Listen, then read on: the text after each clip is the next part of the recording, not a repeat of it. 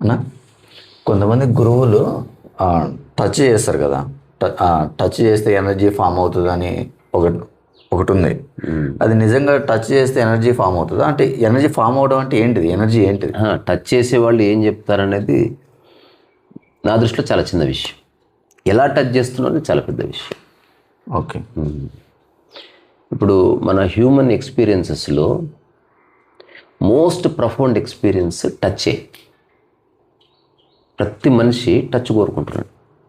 ఒక చిన్న బిడ్డ ఉంది, వాళ్ళ మదర్ టచ్ అవగానే రిలాక్స్ అవుతుంది. So boy friend and girl friend కూడా టచ్ ఇంపార్టెన్స్ ఉంటుంది. దాంతోపాటుగా ఒక ఎనిమల్ కానీ ఒక చెట్టు కానీ స్పర్శకి స్పందిస్తుంది ఒక ఆర్గానిజం. ప్రతి మనిషి టచ్ కోరుకుంటాడు. ఓకే. శభాష్ టచ్చే, షేక్ హ్యాండ్ టచ్చే, కౌగిలి కూడా ఒక టచ్చే. కొన్నిసార్లు సటిలెస్ట్గా టచ్ చేస్తాం, చిన్న పాప ఇట్లా ఇట్లా అంటాం, టచ్చే. టచ్ కోరుకొని ఏకైక వ్యక్తి ఎవడంటే ఎన్లైటెండ్ పర్సన్. ఎందుకు కోరుకోడు? అవసరం లేదు ఇంకా. అంటే వేరేది టచ్ చేస్తేనే తృప్తి అన్నది లేదు ఇంకా. Okay. Because now he is in touch with existence. అది ఎప్పుడు ఉంది అంటే గాలి తెమ్మెర చాలు, మనిషి అక్కర్లేదు. సో డిజైర్ అంటే టచ్చే. నువ్వు సరిగ్గా డిజైర్లోకి నువ్వు ఎంక్వైరీ చేసినావు అనుకో, అది టచ్ దగ్గరికే వెళ్తుంది. ఇప్పుడు నేను కారు కొనాలనుకున్నా, దాన్ని అనుకున్నావు, టచ్ కూడా ఉంది అందులో. శృంగారం కూడా డిజైరే. డిజైర్లో టచ్ ఉంది. శృంగారం గురించి ఆలోచిస్తే సరిపోతుంది కదా. కానీ అల్టిమేట్గా you have to touch something అనేది హ్యూమన్ ఎక్స్పీరియన్స్లో ఒక ఇంపార్టెంట్ రోల్ ప్లే చేస్తున్న అంశం ఇది. ఇప్పుడు ఓషో ఇట్లా టచ్ ఇస్తాడు, ఇట్లా ఊగిపోతారు. అది వేరు, ఎందుకంటే వాళ్ళంతా ప్రిపేర్ అయ్యి వచ్చారు. ఎప్పుడన్నా కపిల్ శర్మ షో చూసావు అనుకో, అది చూడగానే మనిషి నవ్వడానికి ప్రిపేర్ అవుతున్నాడు లేదా? బ్రహ్మానందాన్ని చూడగానే నవ్వు వస్తుందా లేదా? బ్రహ్మానందం చూడగానే నీ హోల్ మైండ్ చెప్తుంది అతను నవ్వడానికి ఒక సబ్జెక్ట్ రా, బీ ప్రిపేర్డ్. కొంచెం శరీరాన్ని వదులుగా చేసి. అదే పోలీస్ ఆఫీసర్ని చూస్తే ఎలా ఉంది? బాడీ సీరియస్ అవుతుంది, జడ్జి ముందుకు వెళ్ళగానే బిర్రు అవుతుంది, ఎవడన్నా కత్తి పెడితే బిగుసుకుపోతుంది. అదే అమ్మని చూస్తే రిలాక్స్ అవుతుంది, వైఫ్ని చూస్తే ఇంకోలా అనిపిస్తుంది, బిడ్డను చూస్తే రెస్పెక్ట్ఫుల్గా అనిపిస్తుంది, కుక్కను చూస్తే ఇట్లా ఇట్లా దువ్వాలనిపిస్తుంది, కమెడియన్ రాగానే నవ్వాలనిపిస్తుంది. అట్లా ఒక్కొక్కటి దగ్గర నువ్వు ప్రిపేర్ అయిపోతున్నావు ఫస్ట్. అదే ఇప్పుడు ఎంతమందివి చెప్పానో, ఒక పిల్లవాడిని తీసుకెళ్ళి పెట్టు, అన్ని చోట ఒకలా ఉంటాడు. ఈజ్ నాట్ ప్రిపేర్డ్, ఎందుకంటే అతనికి ఏ ఇన్ఫర్మేషన్ లేదు. అందుకని గురువులు టచ్ చేశారు, శిష్యులు టచ్ చేయించుకున్నారు. అది ఎక్కడ పడితే అక్కడ కాదు, నుదుటి మధ్యనే. There is no other place to touch. ఎందుకు ఇక్కడ చెప్తున్నాను. దానికి ఆజ్ఞాచక్రం అని, భూమంద్రం అని పేరు. భూమంద్రం అని పిలుస్తారు. అంటే మనకి చాలా సెంటర్స్ ఉన్నాయి బాడీలో. సెక్స్ సెంటర్ ఒకటి ఉంటుంది, మన ఏమంటారు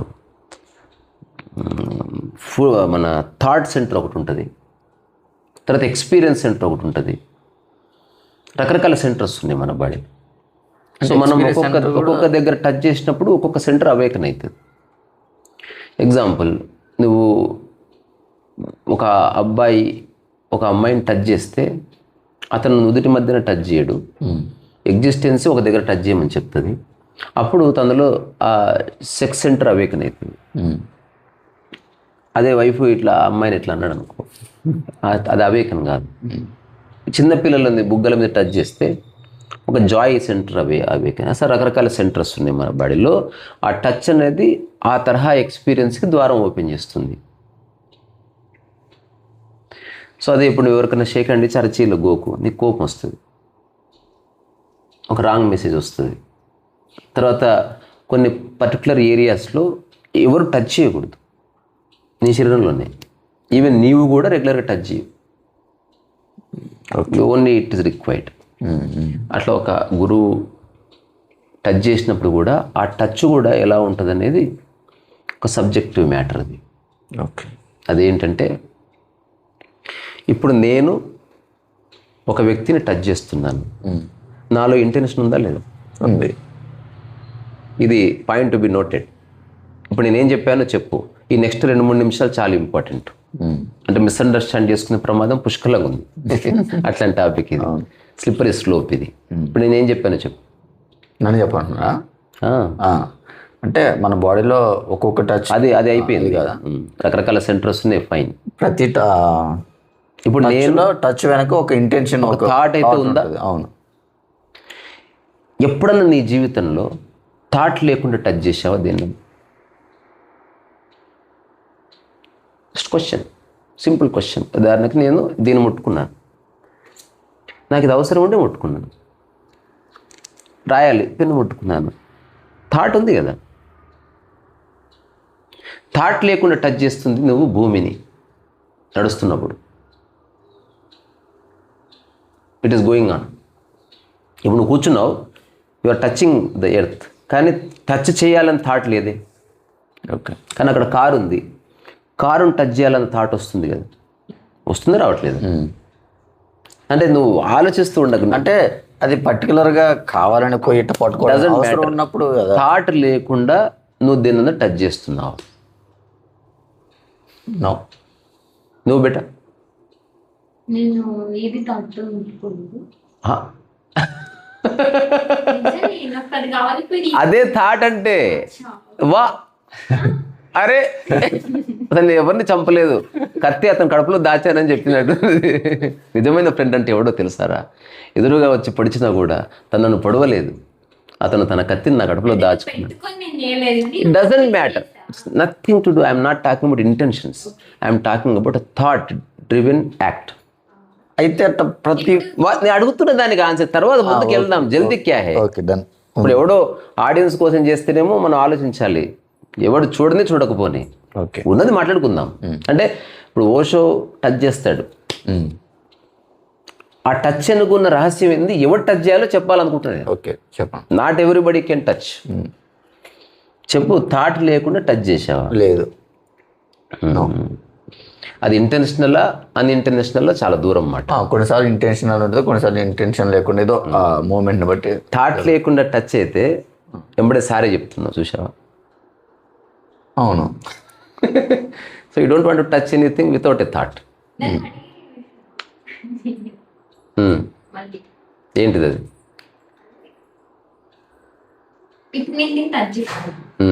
థాటే. Doesn't matter. చెప్పాను కదా, ఇంటర్నేషనల్ అన్ఇంటర్నేషనల్ వదిలేద్దాం. నాకు అర్థమైంది. నీ ప్రమేయం లేకుండా టచ్ అయితే, ఇప్పుడు ప్లాస్టర్ వేయాలి, నువ్వు దీన్ని టచ్ చేస్తున్నావు. ప్లాస్టర్ వేయాలన్న ఆలోచనే కదా దానికి కారణం.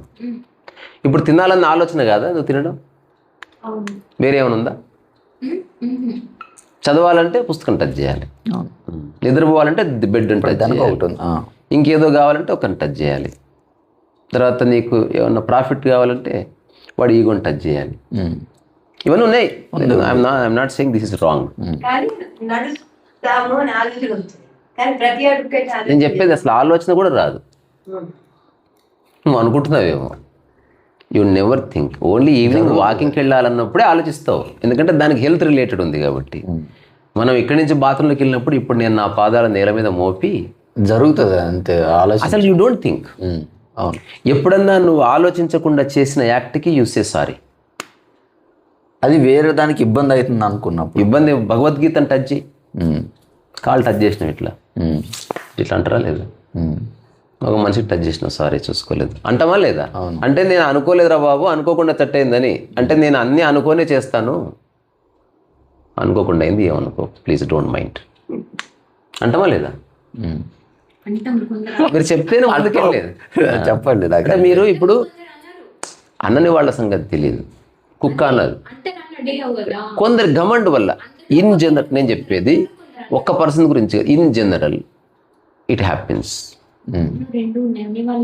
ఎక్కువ మంది, నేను చెప్పేది ఇన్ జనరల్గా మనం విసే సారీ, చూసుకోలేదండి అంటే నేను అర్థం, నేను అనుకోలేదండి అంటే నేను ఆ థాటే చేయలేదండి, మిమ్మల్ని ముట్టుకోవాలని నాకే ఇంటెన్షన్ లేదని చెప్తున్నాం. అట్లీస్ట్ చిన్న సందర్భం లేకపోతే ఇట్లా. సో ఇప్పుడు చెప్పింది మళ్ళీ ఒకసారి, టచ్ అనేది మనిషి యొక్క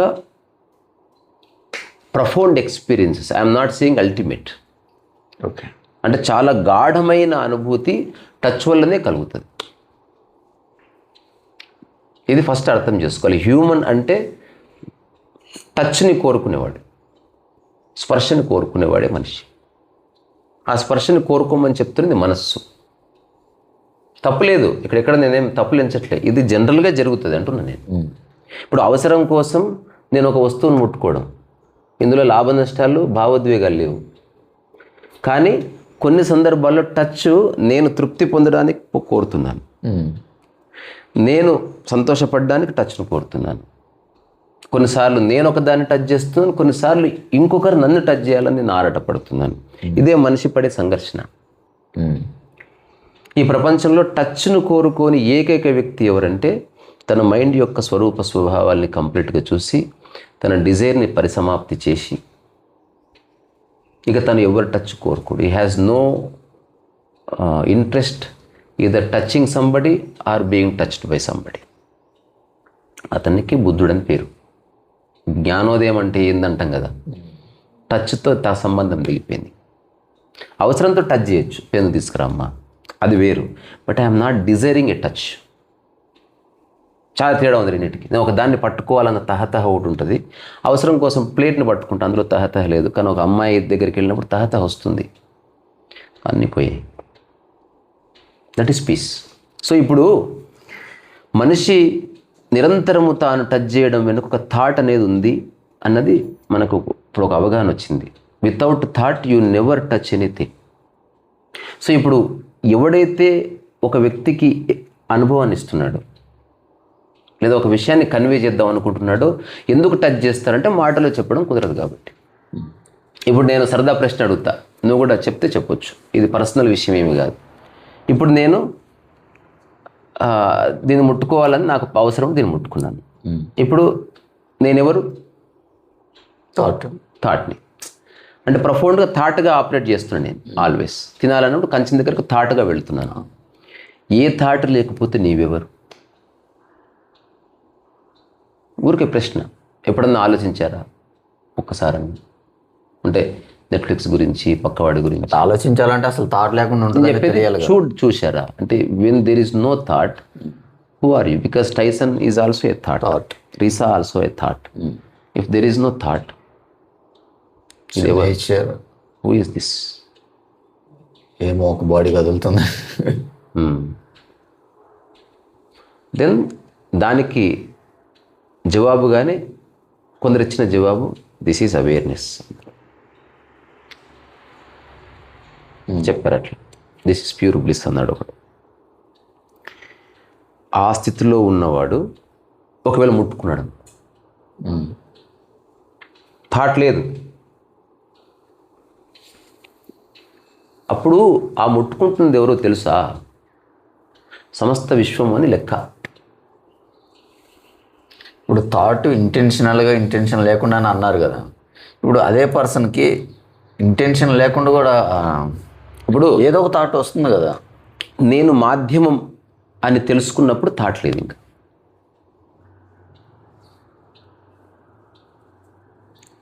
ఇది అర్థమైందా లేదా? మళ్ళా నాకు చిన్న ఆర్ యు ఫాలోయింగ్? నేను మాధ్యమం అని నేను తెలుసుకుంటే I don't have to think. Medium.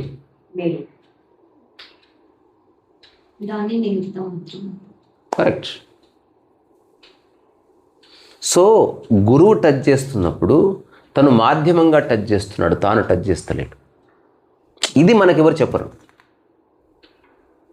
మనకు కనబడదు కదా. ఫోటోలో టచ్ చేస్తే ఓషో టచ్ చేశాడు. నో, అతను టచ్ చేస్తే మనిషి టచ్ చేశాడు, ఆలోచన టచ్ చేశాడు. నువ్వు మాధ్యమంగా టచ్ చేయడం ఒకటి ఉంది, ఇది హ్యూమన్ ఎక్స్పీరియన్స్లో లేదు. అది చూసే వాళ్ళకి తెలియదు. అనవసరం. ఎందుకు? ఇక్కడ చూసేవాళ్ళ విషయం కాదు, నేను చెప్పేది నా విషయం.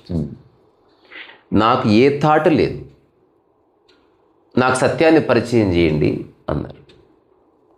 సో అప్పుడు మాధ్యమంగా, అంటే నేను ఒక్కొక్క పదం పారాఫ్రేజ్ చేస్తూ చెప్తున్నాను. నేను ఒక మాధ్యమంగా, ఇంకా ప్యూర్ అవేర్నెస్గా నేను ఎలా టచ్ చేస్తాను అంటే నా చేయి నీకు టచ్ అయింది అని నీకు స్ఫురణ కలిగితే చాలు, దట్ టచ్ ఈజ్ ఎనఫ్. అప్పుడు ఎవరు టచ్ చేస్తున్నారంటే existence it self touching you. అదే సత్యం అంటే. నేను సరదా ప్రశ్న అడుగుతా, ఊరికి చూద్దాం. ఇప్పుడు గాలి తగులుతుంది కదా, ఫ్యాన్ గాలి కాదు నేను చెప్పేది, బయటికి గాలి. అవును. ఇప్పుడు ఆ గాలి ఎక్కడికి తగులుతుందని ఏమన్నా చెప్పగలవా? పోనీ చెప్పవలసి వస్తే ఏం చెప్తావు? ఇప్పుడు సరదా ప్రశ్నలే.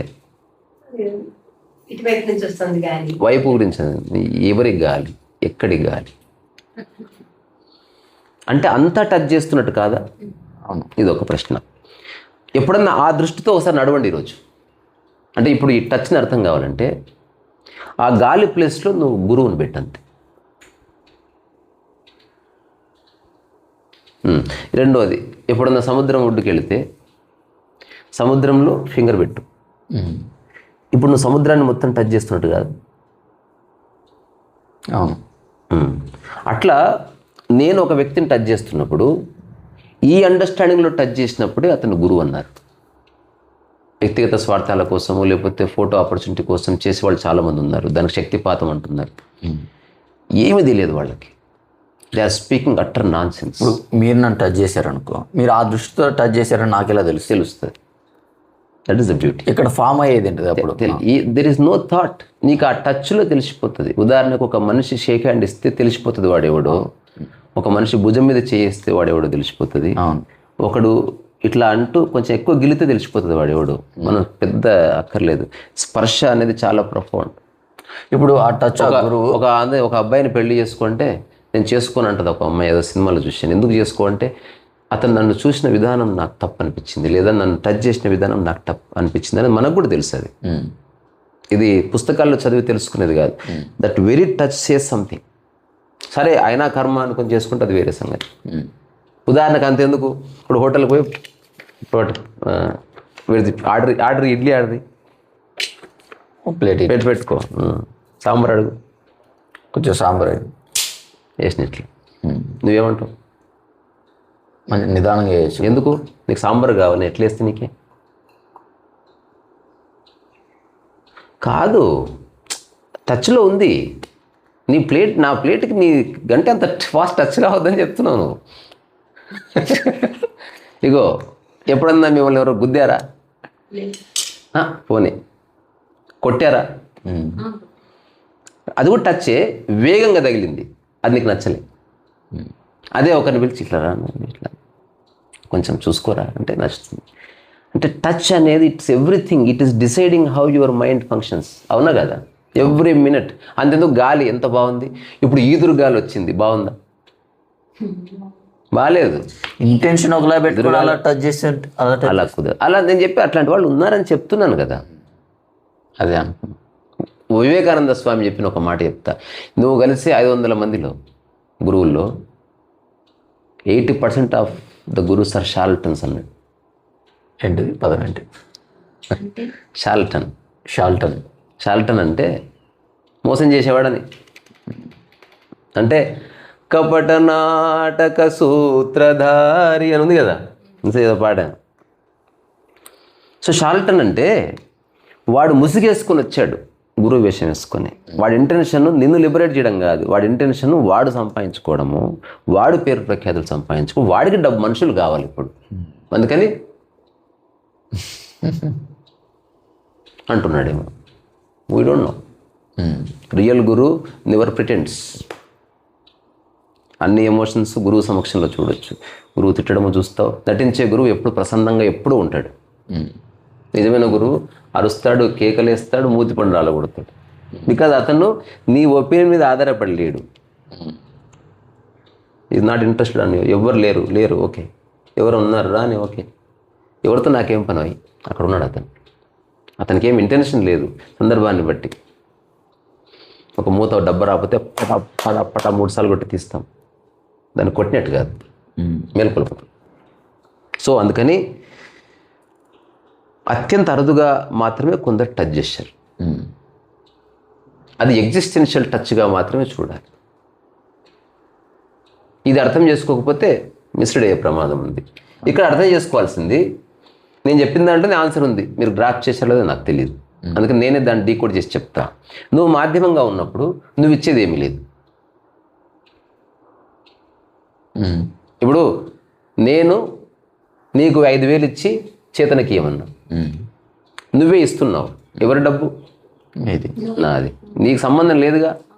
అట్లా సమస్త విశ్వము తన ద్వారా టచ్ అయ్యి ఆ టచ్ నీకు ఇస్తున్నాడు, ఛానలైజ్ చేస్తున్నాడు. అప్పుడు నేను టచ్ చేయలే, శక్తిపాతం అంటూ వస్తే ప్రకృతి నుంచే వచ్చింది, నీ జ్ఞానం అంటూ వస్తే అంటే సీ ద హోల్ యార్, ఎండ్ ఆఫ్ ద థాట్ అని చెప్తున్నాం. అర్థమయ్యే విషయం కాదు. ఇప్పుడు మనం ఇంత కూలంకషంగా ఎవరు మాట్లాడడం, మాధ్యమంగానే టచ్ చేసిండు, కానీ టచ్ చేసిన తర్వాత అవతల వ్యక్తికి కలిగేది ఏంటిది? సాటిస్ఫాక్షన్. ఇంకోటి, ఎవరిని టచ్ చేయాలో అది నిర్ణయం జరిగిన తర్వాతనే టచ్ చేయబడుతుంది. అంటే ఇప్పుడు అతను ఎవరిని పెడతాలని టచ్ చేయడు, ఎవడైతే దాన్ని అర్థం చేసుకోగలడో.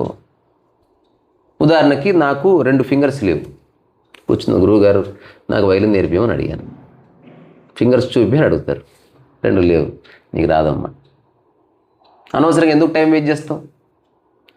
ఎవడైతే రైట్ పర్సన్ ఉన్నాడో అతను గుర్తించే సామర్థ్యం గురువుకు ఉంది, అతనే టచ్ చేస్తాడు. ఇది ఎలా ఉంటుందంటే, చాలా పుస్తకాల్లో ఇది రాయబడి ఉన్నది, 20 ఏళ్ళుగా ఉన్నవాడిని గురువు దేకలే, అప్పుడే వచ్చిన వాడికి ఎదురుపడి వాడికి గీతోపదేశం గురువుపదేశం చేసిన వాళ్ళు ఉన్నారు. బికాజ్ హీఈస్ రెడీ, అతను సిద్ధముగా ఉన్నాడు. కాబట్టి నేను చెప్తున్నాను, నువ్వు అందుబాటులో ఉంటే చెప్పను, సిద్ధముగా ఉంటే చెప్పు. ప్రపంచం అందుబాటులో ఉన్నవాడిని చూసుకుంటుంది, ప్రకృతి సిద్ధంగా ఉన్నవాడిని చూసుకుంటుంది. సంసిద్ధత.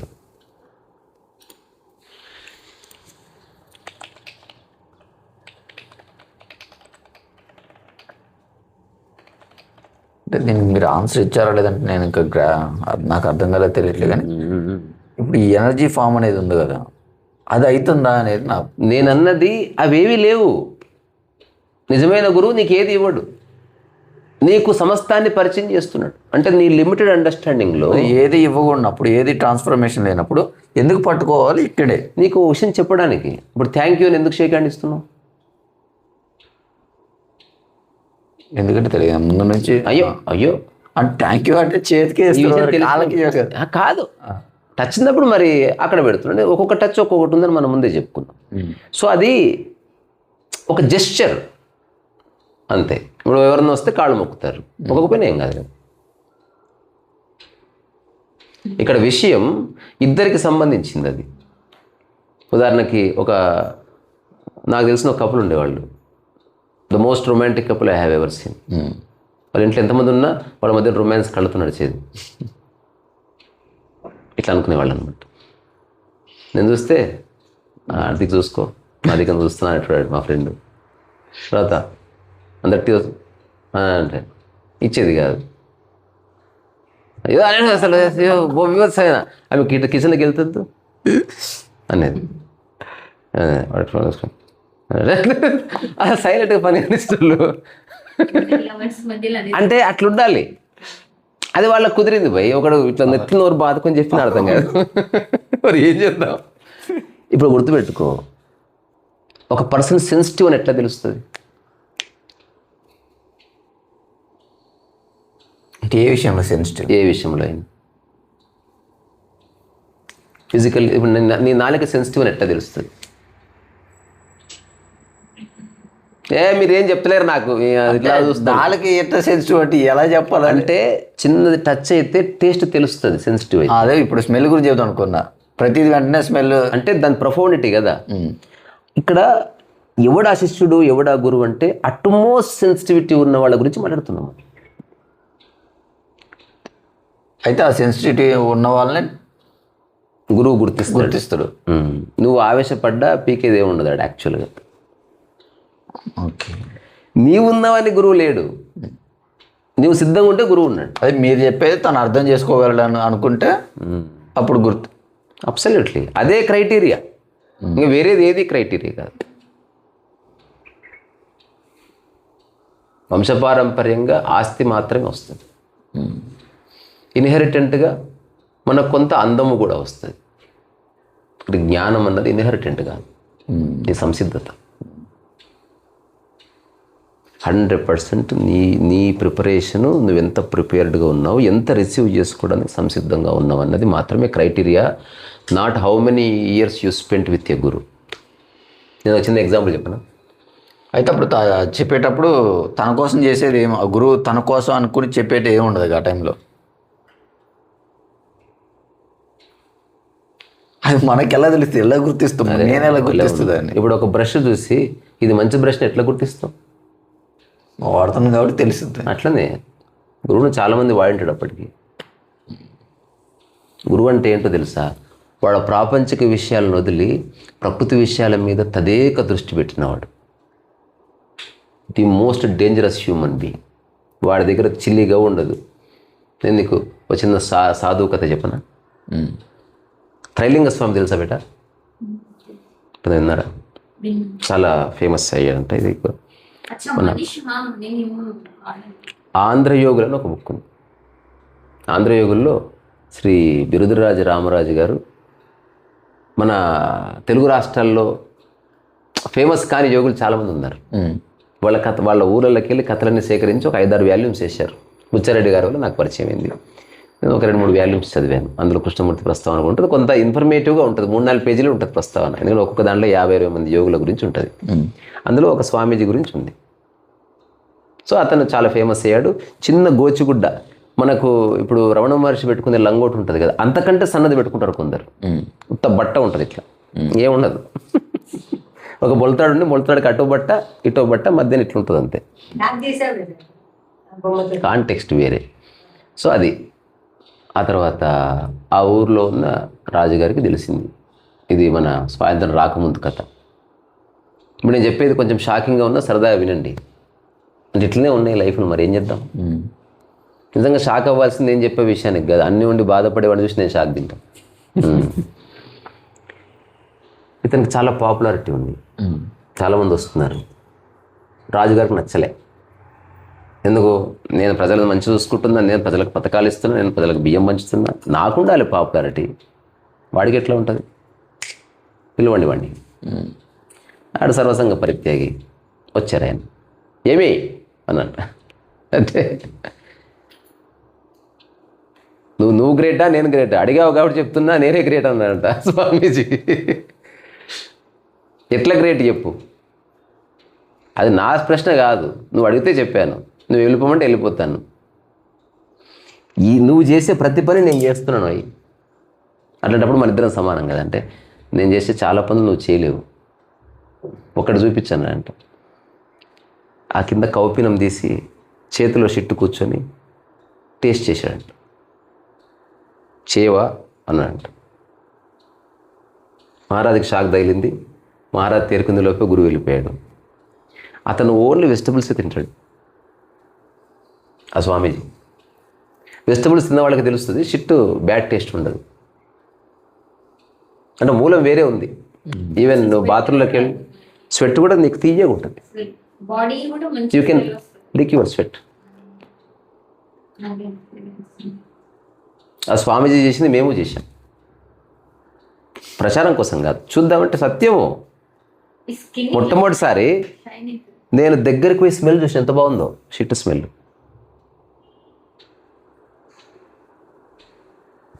మనకు ఐమాక్స్ ఎక్స్పీరియన్స్ తెలుసు, ఇట్లాంటివి తెలియదు. అలాగని నేను చేశాను మీరు చేయొద్దు. ఎవరి ఛాయిస్ వాళ్ళు.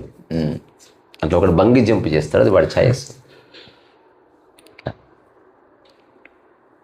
జీవితంలో లిబరేట్ కావాలంటే సింపుల్ టెక్నిక్ బంగి జంపు. చెప్పాలి, వాడికి 1000 రూపాయలు ఇస్తే తాడు దింపేస్తాడు. సో టచ్ అనేది చాలా ప్రొఫౌండ్ ఎక్స్పీరియన్స్. ప్రతి మనిషి టచ్ కోరుకుంటున్నాడు, అదే బాధ. దయచేసి టచ్ను కోరుకోకండి. అలాగని కోరుకోవద్దంటే కుదరదు. నీలో డిజైర్ పోతేనే టచ్ పోతుంది. సింపుల్. అప్పుడు నువ్వు కారులో ఎక్కుతావు, not because you want to touch it, you want to go somewhere. అక్కడితో అయిపోయింది. అబ్బా కారు చూసినవారా, అమ్మా ఎట్లుంది. మనకు అన్నిటి పట్ల అట్లా ఉండదు కదా. చెక్ చేసుకో వారం రోజులు. ఇప్పుడు మనుషులు ఎవరిని కలవకపోతే ఏ టచ్ కోరుకోవు, కానీ థాట్ వస్తుంది అప్పుడప్పుడు. సో ఇప్పుడు నేను అవసరం కోసం టచ్ చేయడం వరకు ఓకే, కానీ ఒకరి టచ్ నాకు దొరికితే నేను తృప్తి పడతాను. ఇది వెరీ బ్యాడ్. ఓకే. టచ్ చేయొద్దు అన్నట్లే. రమణ మహర్షి కూడా పెన్ను పట్టుకున్నాడు, పేపర్ పట్టుకున్నాడు, పులిచెర మీద కూర్చున్నాడు, కమండలం పట్టుకున్నాడు. You did everything.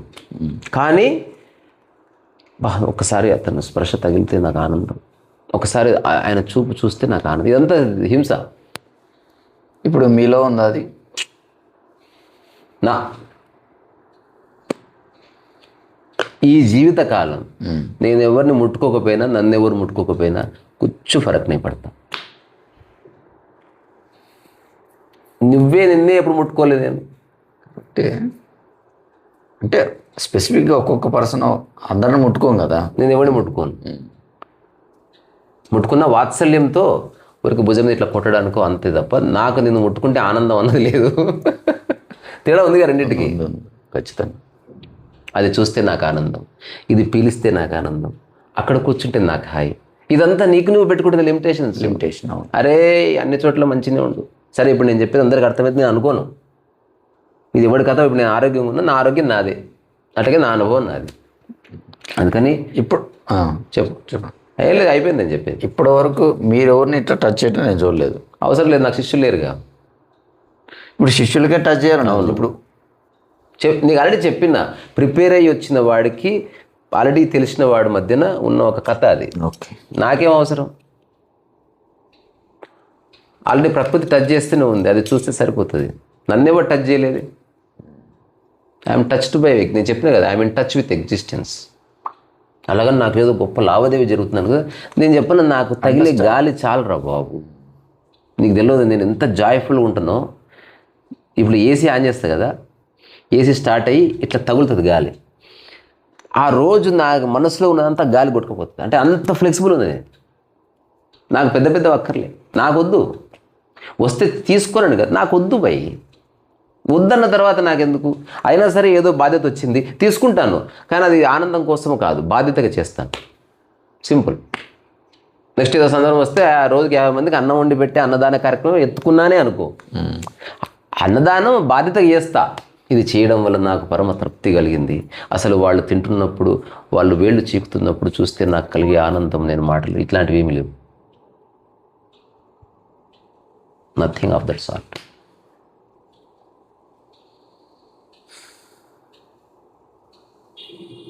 అప్పుడే నువ్వు ప్రశాంతంగా ఉంటావు. టచ్ చేయక్కర్లేదు నీకు. Pure liberation. అప్పుడు నువ్వు ఏకాంతంగా ఉండు. సద్గురుది ఒక మాట చదివాను, my liberation is not so cheap. అంటే వేరే వాటి మీద ఆధారపడలేదు అది. I don't have to go to Himalayas or anywhere. I can be in the market place. I can experience life. I can be blissful అన్నది 100% ట్రూత్ అది.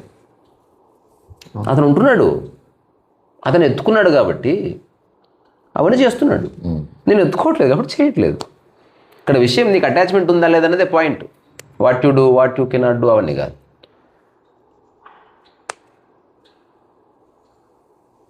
ఇప్పుడు నేను చెప్తున్నాను, నేను కొందరికి అట్లా టచ్ చేశాను. అది very rare. Probably 2 or 3 people. మళ్ళీ నేను ఇంతవరకు వాళ్ళని చూడలేదు. అంతకుముందు వాళ్ళు నాకు ఎవరో తెలియదు. That happened. అదొక సడన్ అగ్రిమెంట్ కుదురుతుంది. అది యూ కెనాట్ ప్లాన్ దట్. చూడగానే తెలిసిపోతుంది ఒక మనిషిలో ఉన్న ప్రొఫౌండిటీ.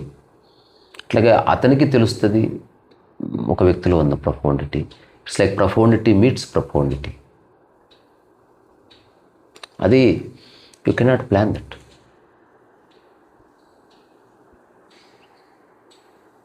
ఏమీ లేదు ఇక్కడ. బ్రహ్మ సత్యం ఎంత బకవాస్ ఉంది. దాన్ని ఎందుకు రాసుకుంటున్నావు? అసలు బాధ్యతగా చెయ్యి. చిన్నపిల్లల డైపరు కూర్చొని పోయే దాంట్లో నీ రెస్పాన్సిబిలిటీ బోగయా అంతే. That is enough. కానీ నా కర్మ కొద్ది ఎత్తుందా, అసలు నాకు ఎంత ముచ్చటేస్తుందో ఇవన్నీ ఎందుకు? ఏం సాధిస్తావు? ఎంతకాలం ఉంటుంది అది? ఫస్ట్ ఇన్సైట్ టువార్డ్స్ లిబరేషన్ ఏంటో తెలుసా? ఉన్నది జాలనిపించడం స్టార్ట్ అవుతుంది. ఏదన్నా వచ్చినా పోయినా పెద్ద స్పందన లేని స్థితి ఉంటుంది.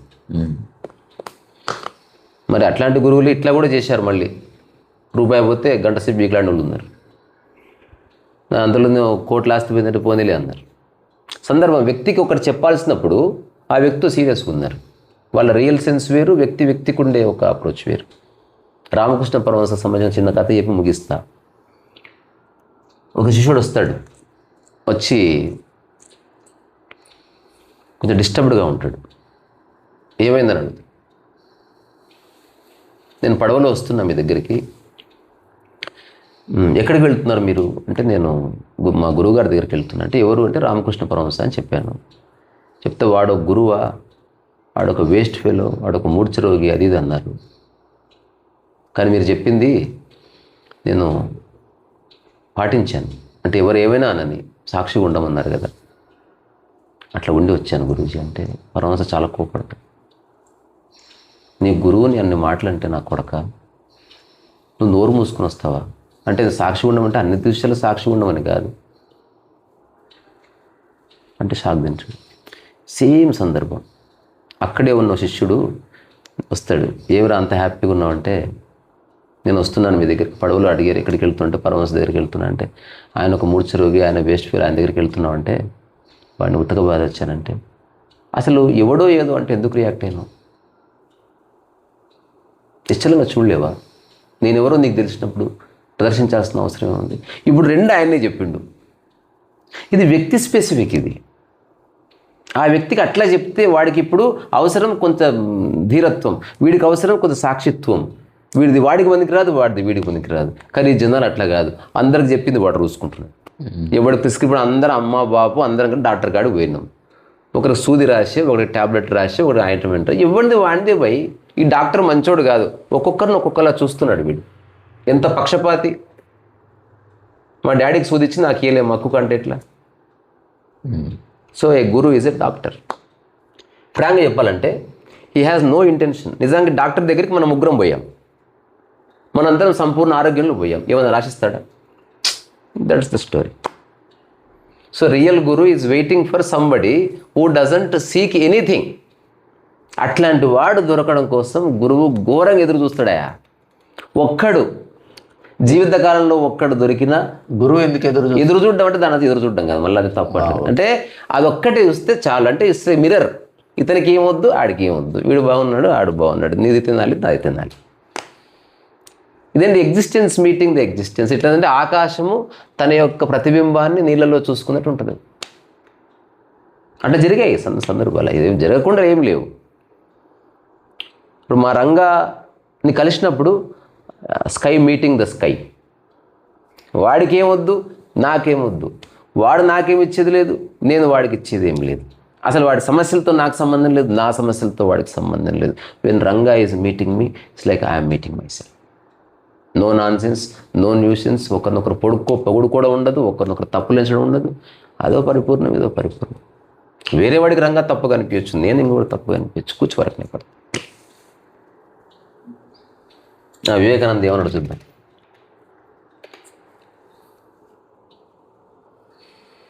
Falls teachers make religion a trade, charging money or seeking worldly fame and wealth అని ఒక మాట అన్నాడు. ఆ తర్వాత a real master wakes up your own self reliance and strength, teaching you to believe in yourself. నిన్ను నమ్ముకో అని చెప్తాడు, ఆధారపడొద్దు అని చెప్తాడు. Purity of heart, their character is completely clean, humble and free from ego or malice. So Swami Vivekananda warned that true spiritual teachers awaken inner strength, while false teachers demand blind faith, seek personal power and treat spirituality as a business.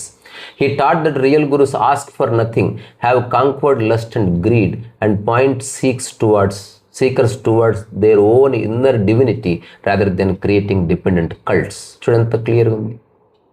So అట్లా fake gurus కాకుండా చాలతని అనకూడదు.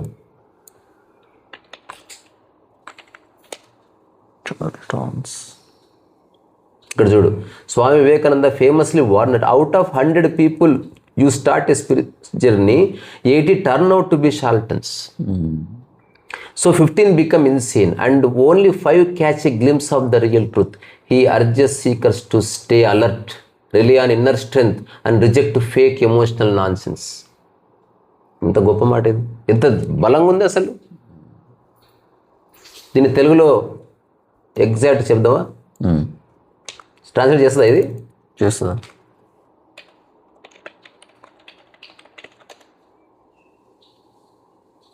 ఆధ్యాత్మిక మార్గాన్ని ఎంచుకునే 100 మందిలో 80 మంది మోసగాళ్లుగా, 15 మంది పిచ్చివారుగా మారుతారు. కేవలం 5 మాత్రమే అసలైన సత్యాన్ని చూస్తారు. సో కాబట్టి అప్రమత్తంగా ఉండాలని, అంతర్గత శక్తిని నమ్ముకోవాలని మరియు పనికిరాని భావోద్వేగాలను తిరస్కరించాలని స్వామి వివేకానంద హెచ్చరించారు. ఇది వ్యక్తుల గురించి చెప్పాడు, గురువుల గురించి కూడా చెప్పాడు, అది వేరే సంగతి. తర్వాత షార్లటన్ అంటే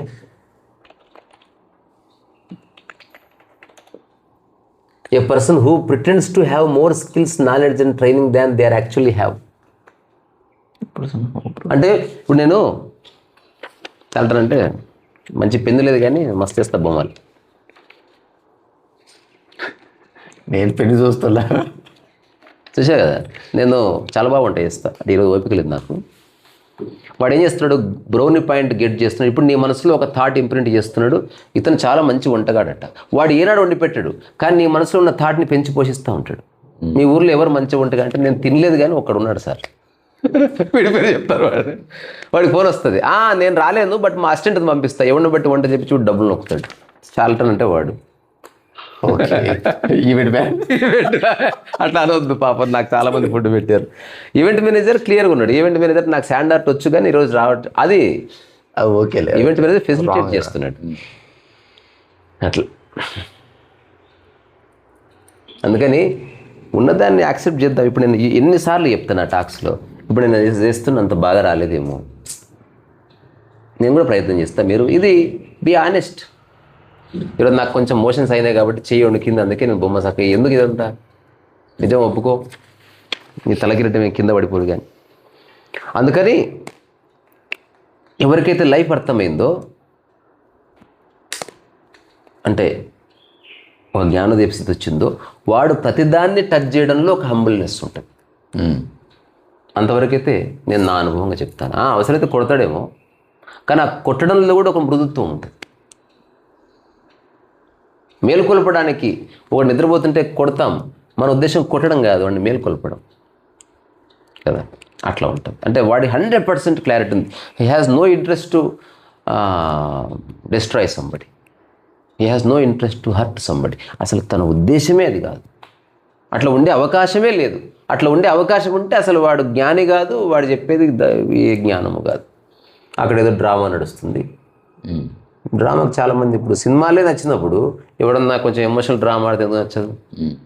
అందుకని నేను అవన్నీ తీసి బొంద పెట్టేసిన రా. ఒంటరిగానే పుట్టాను, ఒంటరిగానే ఉంటాను, ఒంటరిగానే పోతాను. సరే, నా చుట్టూ నా బట్టలు ఉన్నట్టు కొందరు నా వ్యక్తులు ఉండొచ్చు, I take care of them. అక్కడితో నా బాధ్యత అయిపోయింది. ఎవరి ఎమోషనల్ బ్యాగేజ్ నాది కాదు, అట్లాగే నా ఎమోషనల్ బ్యాగేజ్ ఎవరిది కాదు. నాకు అసలు ఎమోషనల్ బ్యాగేజ్ లేదు, నేను ఎవరికి ఏది అంటగట్టను. అంతే. జ్ఞానం సర్ది కాదు పక్కోడికి అంటుకోవడానికి, నీ వెనుకలో ఉంటేనే టచ్ అవుతుంది. అందుకని ఎవ్రీ టచ్ విత్ హంబుల్నెస్. ఎప్పుడన్నా కోపం వస్తే అది వేరు, తాత్కాలికం. కానీ నీ most of the life should be చిన్న నిదానము, కొంత అసలు ఆకాశంలో ఉండు. వాళ్ళకి ఏ ద్వేషం ఉండదు కదా, అవకాశమే లేదు. అసలు నువ్వు అనుకున్నా ఉండలేవు. ఆశ్చర్యం ఏంటంటే అది బ్యూటీ. నీ వల్ల కాదు అంటే అసలు, ఎందుకంటే వాడు అనంతంతో ఎట్లుందంటే చూసినప్పుడు నది నీదైనప్పుడు ఎవడో చెంబు నీళ్ళు ఎత్తకపోతే ఏమిరా, అదే అట్లా ఉంటుంది అది. అంటే ఎక్స్పీరియన్స్ వాడి దగ్గర ఏమి లేనట్టు కనిపిస్తుంది, బట్ వాడు దేంతో అసోసియేట్ ఉన్నాడో అది చాలా వాస్ట్. వాడు కూడా చెప్పలేడు, వేరేవాడు కనుక్కోలేడు, కానీ ఇట్ ఈస్ దేర్. అదేంది? అబ్సల్యూట్లీ పీస్ఫుల్, అన్కండిషనల్ పీస్ని ఎక్స్పీరియన్స్ చేయి లైఫ్లో. ఇది ఉంటే నేను ఉన్నానని చెప్పకు, అది ఉన్నా లేకున్నా నేను ఉన్నాను, అది నాకు అవసరం అంటే అని చెప్పు. బాత్ కథం ఎంత బాగుంటుందో. చలో తిందాం బేటా, లెట్స్ ఈట్.